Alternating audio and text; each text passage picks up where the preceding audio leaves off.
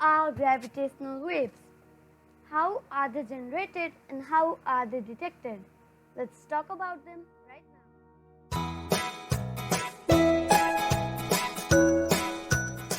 When Einstein published his general theory of relativity, he suggested that gravitational waves could be a natural outcome of his theory. You can watch my previous video to understand general relativity in space-time. If a massive object moves from its place, it generates ripples in space. These are like ripples in water. These ripples in space-time are called gravitational waves. And how are they produced? When two massive objects like neutron stars or black holes come closer, they start revolving around each other and they collide.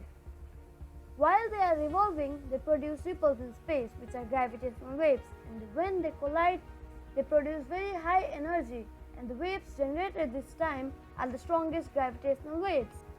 Therefore, gravitational waves are generated when massive objects move or two massive objects collide. Gravitational waves travel around the universe at the speed of light.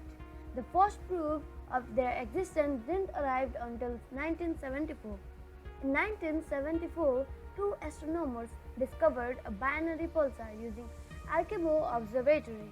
It was the same system that general relativity predicted, which radiates gravitational waves. In that system, two stars were orbiting each other. Astronomers began measuring the star's orbit. If Einstein was right, the star's orbit should be smaller over time. And exactly that happened. After 8 years of observations, astronomers found that the stars were getting closer to each other, confirming the existence of gravitational waves. Gravitational waves were not detected until 2015. Gravitational waves were first detected by LIGO on September 14, 2015. The waves were generated by two colliding black holes 1.3 billion light years away. Then, what is LIGO and how did it detect such waves? LIGO stands for Laser Interferometer Gravitational Wave Observatory.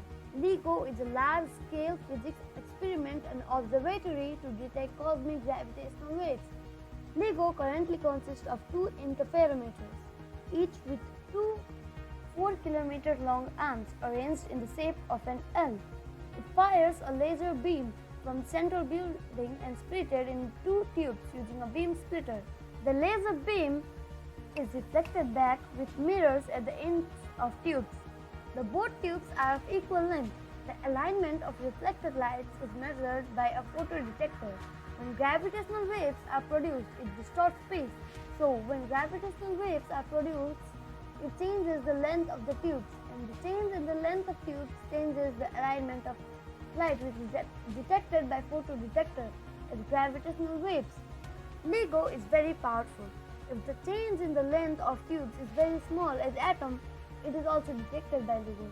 So that was all about gravitational wave and LIGO. Please like the video and subscribe my channel. I will be back soon with a new video. Thanks for watching.